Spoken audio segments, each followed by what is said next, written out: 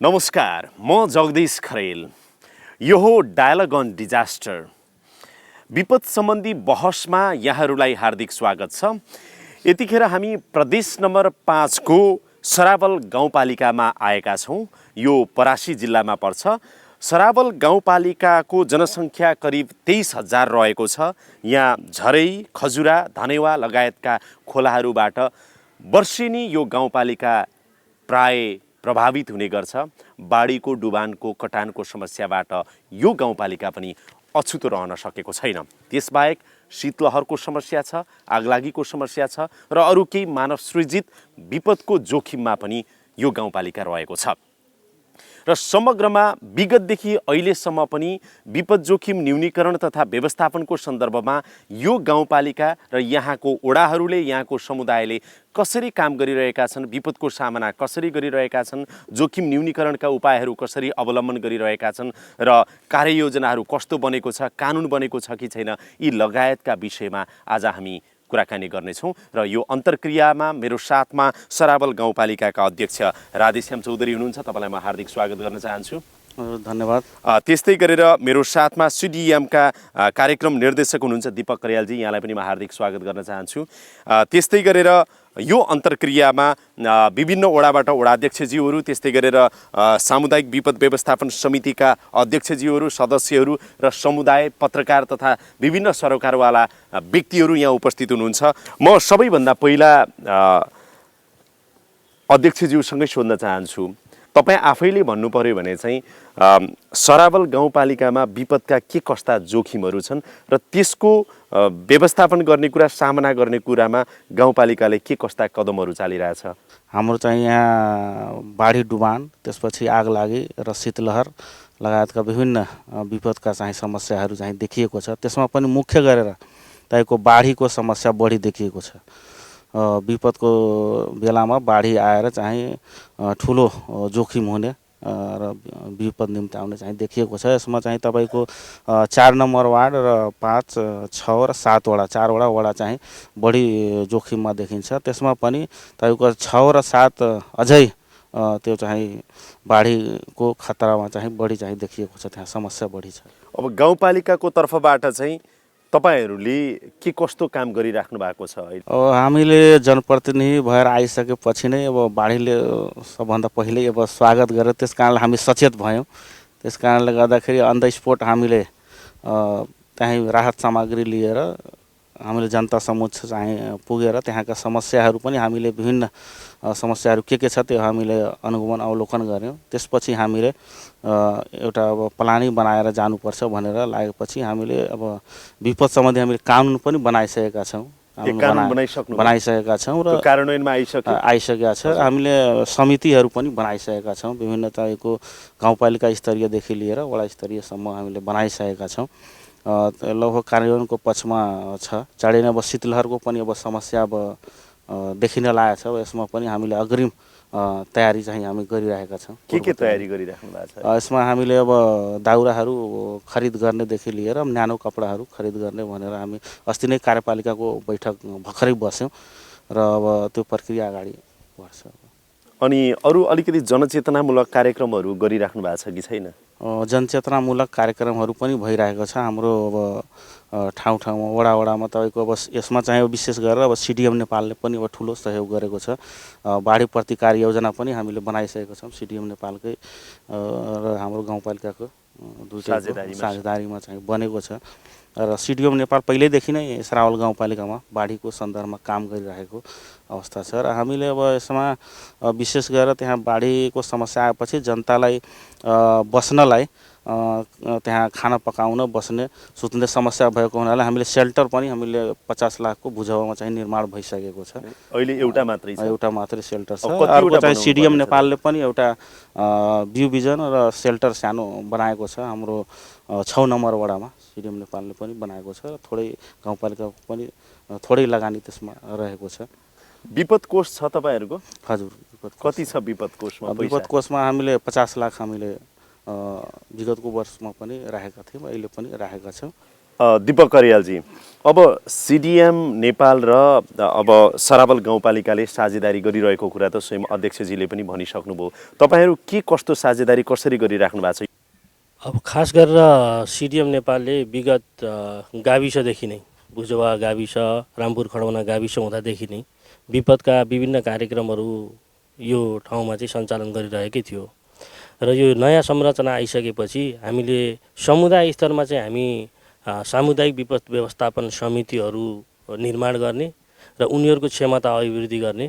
जस्तै आवश्यक किनभने समुदाय नै पहिलो प्रतिकार्य गर्ने व्यक्तिहरू हुन् भन्ने मान्यतालाई लिएर हामीले उहाँहरूकै त्यो प्रतिकार्यमा चाहिँ क्षमता अभिवृद्धि गर्ने कुराहरूमा चाहिँ बढी जोड दिएर समुदायसँग काम गर्छौँ भने समुदायलाई फेरि अर्कोतिर हामीले चाहिँ तपाईँहरूको अधिकार विपदबाट सुरक्षित हुने अधिकार चाहिँ तपाईँहरूको अधिकार हो, यो चाहिँ राज्यले पनि उपलब्ध गराउनुपर्छ भनेर त्यो सामुदायिक विपद व्यवस्थापन समितिहरूलाई सहयोग गर्ने, उहाँहरूलाई चाहिने बाटो देखाउने कुराहरूमा चाहिँ हामीले उहाँहरूसँग सँगै काम गर्छौँ भने यता गाउँपालिकासँग चाहिँ हामी नीति निर्माण योजनाका कुराहरूमा चाहिँ कसरी त्यहाँका समस्याहरू उहाँहरूलाई हामीले विपद व्यवस्थापन समितिसँग गरिरहेका क्रियाकलापहरू जोखिमका अवस्थाहरूका बारेमा अवगत गराउने र त्यो अवगत गराइसकेपछि उहाँहरूको योजनाहरूमा चाहिँ हामीले प्राविधिक हिसाबमा कसरी सहयोग गर्न सक्छौँ त्यो हिसाबमा चाहिँ उहाँहरूसँग समन्वयमा चाहिँ काम गर्ने काम चाहिँ हामी गर्छौँ। तपाईँहरूले देखेको विगत 5 वर्ष अगाडिको सरावल गाउँपालिका अथवा तत्कालीन गाविसहरू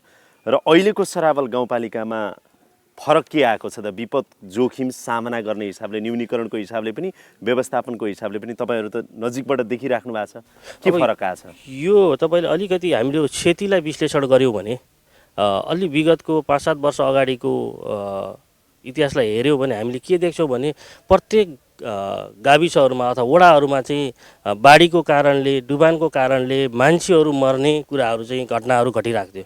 तर अहिले यो पछिल्लो समय तपाईँले हेर्नुभयो भने त्यस्तो खालको विपदको घटनाले मान्छे नै मरिहालेको अवस्था चाहिँ सिर्जना भएको छैन। समुदाय सचेत छ? सचेत, जुन समुदायहरूमा हामी जुन प्रभावित समुदाय सचेत छ र वडाध्यक्षज्यूहरू र अब गाउँपालिकाको अध्यक्ष उपाध्यक्षज्यूहरू कतिको जागरुक हुनुहुन्छ यो सन्दर्भमा?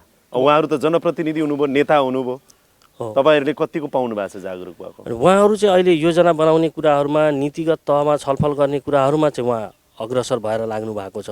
अब भोलिको दिनमा चाहिँ त्यो कार्यान्वयनका हिसाबमा जस्तै योजनाहरू पनि कतिपय योजनाहरू चाहिँ अब यो भौगोलिक हिसाबले अथवा हाम्रो किनभने सिमाना भारतसँग जोडिएको, फेरि यतातिर पहाडसँग जोडिएको, अरू पालिकाहरूसँग पनि सिमाना जोडिएको हुँदा कहिलेकाहीँ त्यस्ता नीतिगत इस्युहरूले गर्दा त्यो कार्यान्वयन गर्नमा उहाँहरूले कतिको इच्छा शक्ति प्रदर्शन गर्नुहुन्छ र अरूसँग जुन चाहिँ नीतिगत रूपमा छलफल गर्ने कुरामा उहाँहरूले कतिको लबिङ गर्न सक्नुहुन्छ भन्ने त्यो एउटा पाटो होला।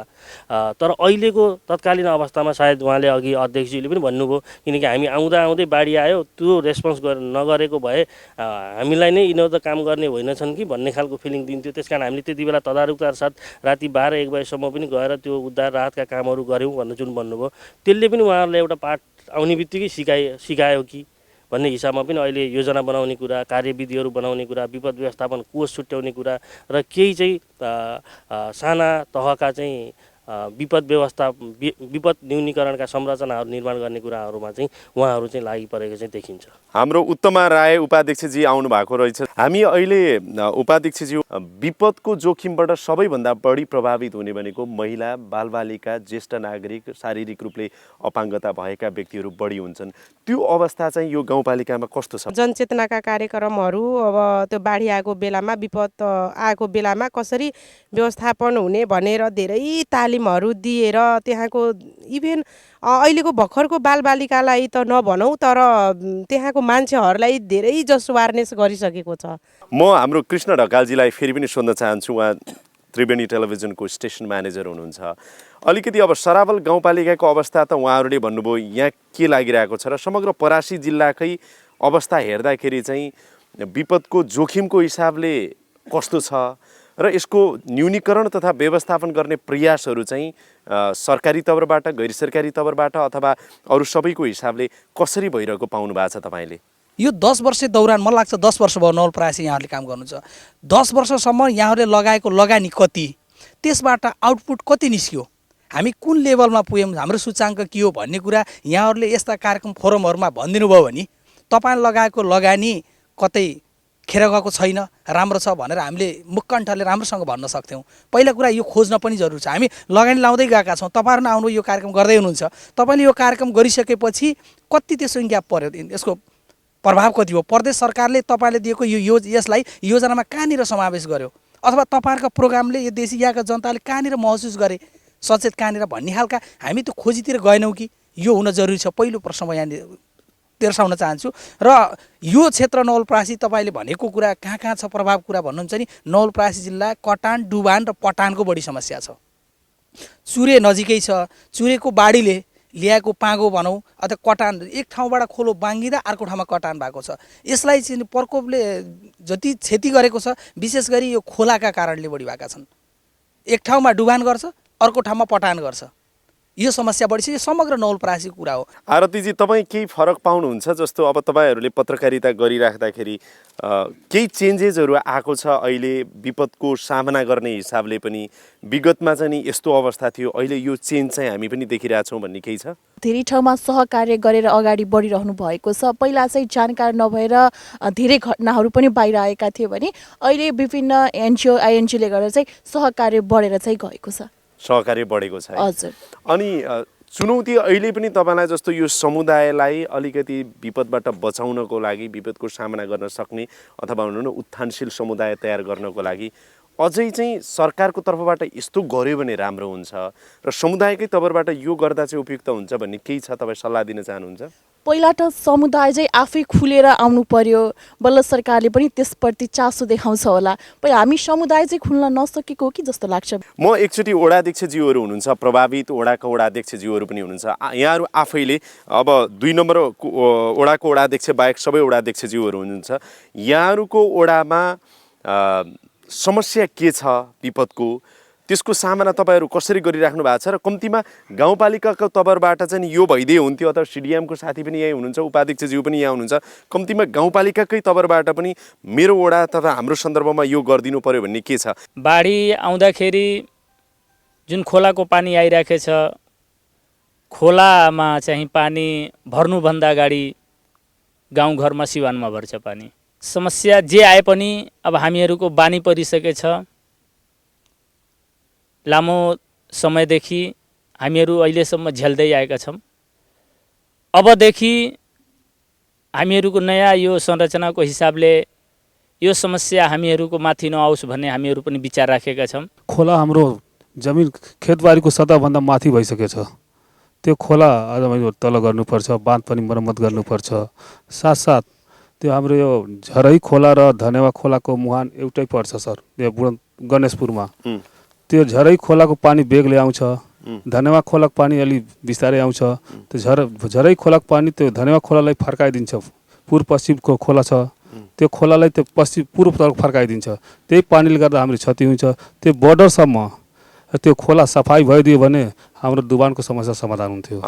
झरै नदीमा तटवर्ती बाँध जुन छ त्यो कर्दैछ के, अब त्यसमा तटबन्ध भइदियो भने, ठोकर लगाइदियो भने एकदम सर हामीहरूको लागि व्यवस्थित हुन्थ्यो। जबसम्म हाम्रो यो इन्टरनल नेसनल हाम्रो भारतसँगको चाहिँ मिलेर चाहिँ हामी यो कुरो पानी कसरी चाहिँ तल लैजाने भन्ने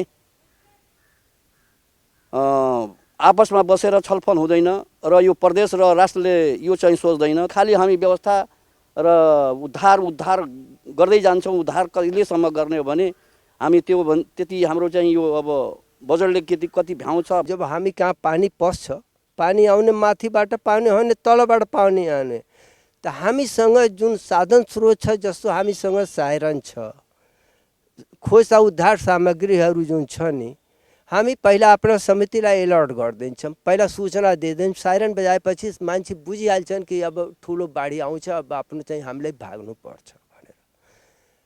त्यो हाम्रो जुन समितिका छन् उनीहरू आफ्नो उद्धारकर्ताहरू पनि छन् तपाईँहरूसँग? छ नि सर, जुन उहाँले प्राथमिक उपचार गर्ने कोही घाइते भयो केही भयो भने त्यस्तो गर्ने पनि अहिले छन्? तात्कालिक घाइतेहरूको चाहिँ त अब पट्टी बाँध्ने अनि त्यति मात्रै छ सर। अनि हामी कहाँ त्यस्तो दुर्गतमा छौँ कि त्यत्रो पानी हुँदा हामीसँग डुङ्गा छैन, हामीसँग लैजाने साधन छैन। त्यसको लागि हामीले 50 चोटि रिक्वेस्ट गरिसक्यौँ तर सबभन्दा जोखिम चाहिँ 6 नम्बर वार्ड हो सर हाम्रो टोल। रोग लाग्दा भन्दा पहिला के गर्नुपर्छ त्यही गरेर हामीले मुक्ति पाउनुहुन्छ नत्र कुनै मुक्ति छैन। हामी चाहिँ अब विपद परेको बेलामा 5 किलो 10 किलो चावल चिउरा बाँड्छौँ, जनताको तत्कालको लागि राहत दिन्छौँ। तर त्यो 5 किलो 10 किलो चिउरा चावल दिएर त्यो समस्याको समाधान हुँदैन सर।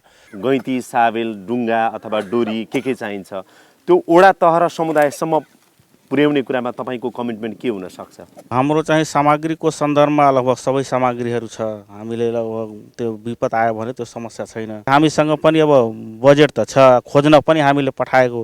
अब त्यो चाहिँ ढुङ्गा किन्न तपाईँको प्लास्टिकको सजिलो हुन्छ, कोही भन्छन् अब प्लास्टिकको ल्यायो भने जस्तो यताउता गर्नलाई सजिलो हुन्छ। भनेपछि अब एउटा वडा एउटा ढुङ्गा अवधारणा अगाडि बढाएर लान सकिँदैन? किन्न सकिन्छ, एकदम सकिन्छ। अब एउटा कम्तीमा एउटा वडा एउटा ढुङ्गा कहिलेसम्म हुन्छ त अध्यक्षज्यू?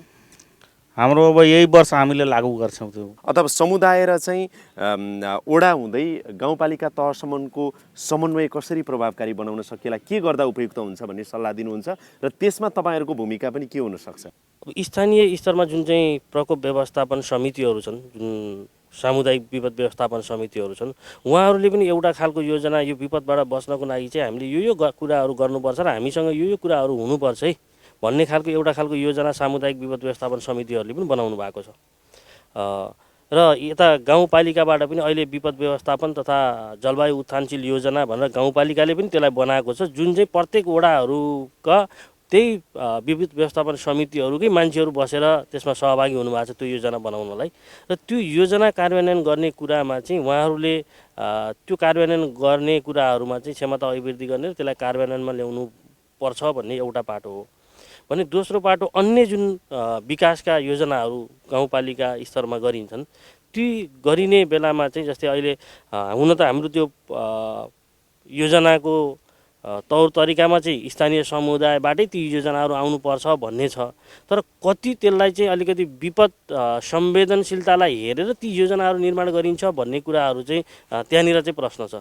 त्यसले गर्दाखेरि चाहिँ अघि पनि धेरै ठाउँमा हाम्रो कृष्णजीले पनि उठाउनु भएको थियो कि विकासका निर्माणहरूले कति चाहिँ विपदका जोखिमहरूका घटनाहरू बढाएका छन् त भन्ने कुरालाई पनि अलिक संवेदनशील तरिकाबाट त्यो विपद संवेदनशील विकास योजनाहरू चाहिँ निर्माण गर्नु जरुरी छ। उपाध्यक्षज्यू, अलिकति जस्तो तपाईँहरूकोमा अब गाउँपालिका तवरमा एउटा सरकार भयो, वडा तवरमा अर्को सरकार भयो, अहिले सामुदायिक विपद व्यवस्थापन समितिहरू जसलाई हामी सिडिएमसी भन्छौँ नि, त्यो सिडिएमसीलाई चाहिँ तपाईँहरूले कतिको आफ्नो एउटा पार्ट नै हाम्रै भाग हो, यो हामी अन्तर्गत नै हो भनेर महसुस गर्नुभएको छ कि अथवा वडासम्म छँदैछ, समुदाय स्तरमा जेसुकै गरून् भन्ने अवस्था छ?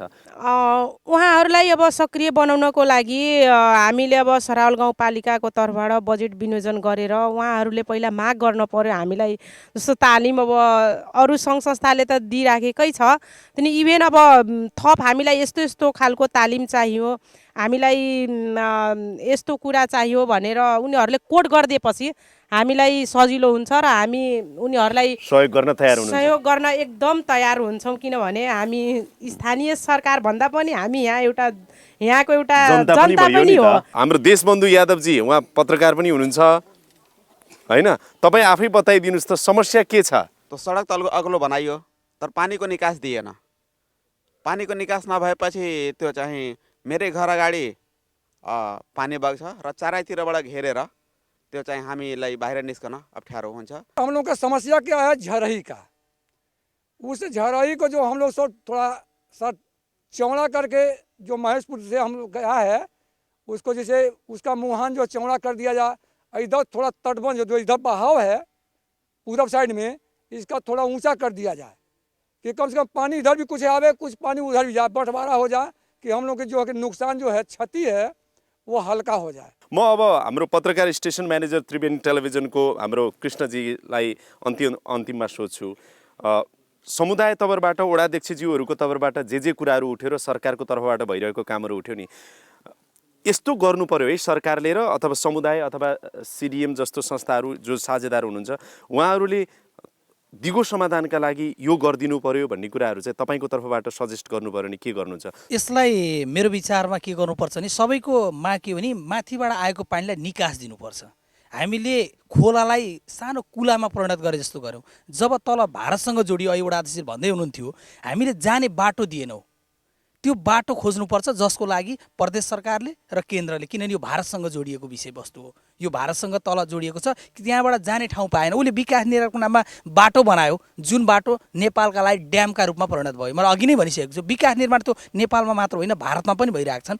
त्यसले यो जाने बाटो खुल्यो भने अथवा ठाउँ ठाउँमा भएका ती खोलाहरूका मात्रा कति छ, खोलाबाट निकाल्ने पर्ने नदीजन्य पदार्थहरू त्यसको EI गरेर त्यो निकाल्नु पर्यो र नेपालको विकास निर्माण लागू गर्नु पर्यो। आय स्रोतको बाटो पनि हुन्छ र त्यो निकास सँगसँगै तर तल गइसकेपछि, किनभने माथि निकालेर मात्र त भएन, जाने बाटो अन्तत बर्डर साइडबाटै त्यो खोला निकासी गर्ला पानी जाने बाटो मुहान चाहिँ अलिक ठुलो बनाइयो, जाने बाटो चाहिँ खुलाइयो भने यो दीर्घकालीन समस्या चाहिँ समाधान हुन्छ। म दीपकजीकोमा आउँछु सबभन्दा पहिला।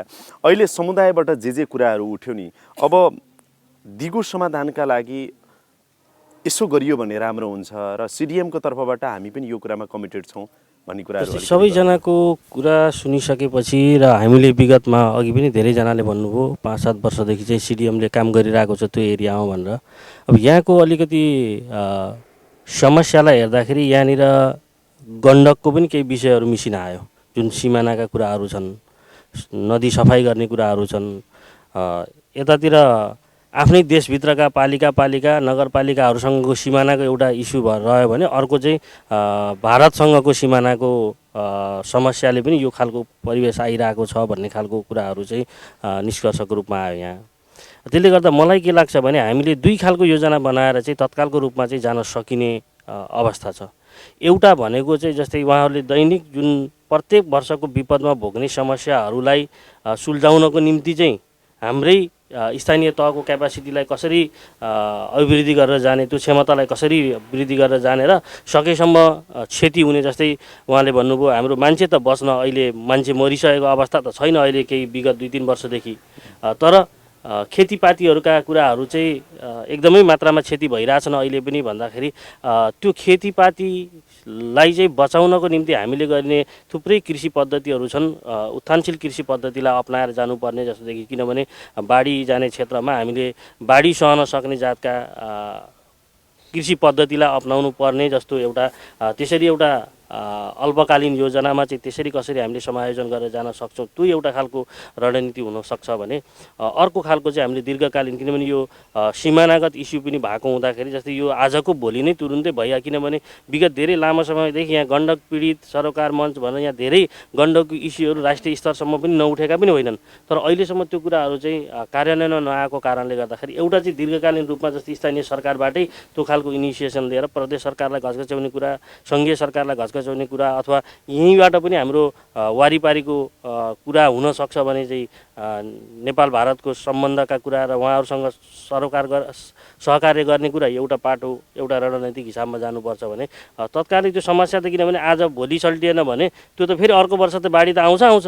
त्यसले गर्दा त्यसलाई चाहिँ कसरी सर्ट टर्म र लङ टर्म प्लान बनाएर जानुपर्छ। CDM को कमिटमेन्ट चाहिँ के हो? यसमा चाहिँ हामीले जस्तै विगतदेखि नै हामीले यो इस्युलाई वकालत गर्ने कुराहरू पनि विभिन्न सरकारी स्तरमा स्थानीयलाई चाहिँ जागरुक गराउने कुरामा पनि हामी चाहिँ जहिले पनि प्रतिबद्ध छौँ र किनभने विगत 8-10 वर्षदेखि हामी यही क्षेत्रमा यही समुदायहरूसँग काम गरिरहेको कारण नै अब CDM को एउटा त्यो एट्याचमेन्ट जस्तै भइसकेको छ उहाँहरूसँग। अनि त्यसले गर्दा पनि हामीले चाहिँ यो पनि हाम्रै परिवार हो नि भन्ने हिसाबमा हामीले उहाँहरूलाई सकेसम्म कहीँबाट हाम्रो क्षमताले भ्याएसम्म जति पनि साधन स्रोतहरू हामीले ल्याउन सक्छौँ त्यसलाई चाहिँ भरपुर प्रयोग गरेर उहाँहरूको उत्थानशीलता विकासमा हामी कसरी लाग्ने भन्ने कुरामा पनि हामी प्रतिबद्ध छौँ र स्थानीय सरकारले चालेका जति पनि गतिविधिहरू हुन्छन् त्यसमा हामी विगतदेखि त्यस क्षेत्रमा काम गरेको हिसाबमा प्राविधिक रूपमा हामीले कहाँ के सहयोग गर्नुपर्छ, सपोर्ट गर्नुपर्छ त्यो कुरामा चाहिँ हामी प्रतिबद्ध छौँ। म उपाध्यक्षज्यूकोमा, तपाईँहरू के गर्ने कुरामा कमिटेड हुनुहुन्छ यो जोखिम न्यूनीकरण तथा व्यवस्थापनलाई दिगो रूपमा समाधान गर्नको लागि? जनताहरूको जुन समस्या छ त्यसलाई सधैँको लागि समाधान गर्नको लागि हामी सराउल गाउँपालिकाबाट सधैँ तत्पर रहनेछौँ। जोखिम न्यूनीकरणको लागि पनि र व्यवस्थापनको लागि पनि गाउँपालिकाको तर्फबाट त्यसलाई व्यवस्थापन गर्न हामी सधैँ तयार नै छौँ। धन्यवाद छ। म अब अध्यक्षज्यूकोमा आउँछु। अन्तिममा सबै कुरा जोडिएर आएका छन् दिगो समाधानको लागि, के भन्नुहुन्छ यसमा? अब यसमा 2-3टा पाटोहरू छ। अब कुरो अब धेरै आइसक्यो। यसमा हामीले कुनै पाटो चाहिँ छाडेका छैनौँ, सबै अपनाइसकेका छौँ। हामीले के गर्न सक्छौँ, अरूसँग कसरी सहयोग र सहकार्य कसरी लिने त्यो कुरामा पनि हामीले श्रावल गाउँपालिकाको सन्दर्भमा हामीले आफ्नो तर्फबाट चाहिँ बजेट विनियोजन गर्ने, त्यसलाई अब कसरी कार्यान्वयन गर्नेदेखि लिएर सबै हामीले अगाडि बढाइसकेका छौँ। अब चाँडै नै अब खोला नियन्त्रणको उसमा पनि हामी अघि पनि भने बजेट राखेका छौँ।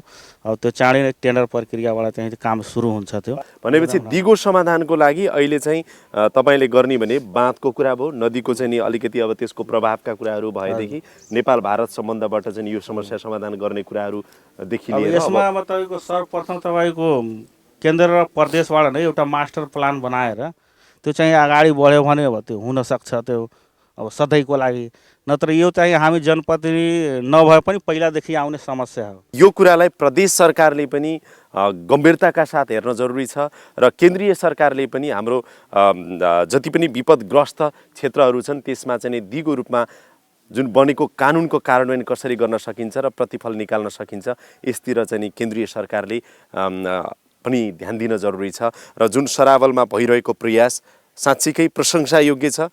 यहाँहरूले महत्त्वपूर्ण राम्रो काम गर्नुभएको छ। सीमित स्रोत साधन र जनशक्तिका बावजुद पनि जुन खालको यहाँहरूले उपलब्धि हासिल गर्न कोसिस गरिराख्नु भएको छ यो आफैमा चाहिँ नि प्रशंसायोग्य छ। आगामी दिनमा पनि यहाँहरूको कदम, सबैको कदम, सरकार मात्रै एक्लैले नै हुँदैन, विकास साझेदारले गरेर मात्रै पनि हुँदैन, जनता, वडाध्यक्षज्यूहरू, समुदाय सबैले एउटा मजबुत सहकार्य गरियो भनेदेखि मलाई लाग्छ यहाँहरू चाहिँ नि एउटा नमुना गाउँपालिका बन्न सक्नुहुन्छ। यो दिशातिर यहाँहरू अगाडि बढिराख्नु भएको छ। यो समय, संवाद र अन्तर्क्रियाको लागि यहाँहरू सबैलाई धेरै धेरै धन्यवाद छ। हवस् त, यसका साथै अहिलेको लागि यो कार्यक्रम यहीँ बिट मार्ने अनुमति चाहन्छु। कार्यक्रम युनिटका सम्पूर्ण सहकर्मीहरूको साथमा मलाई पनि बिदा दिनुहोस्। नमस्कार।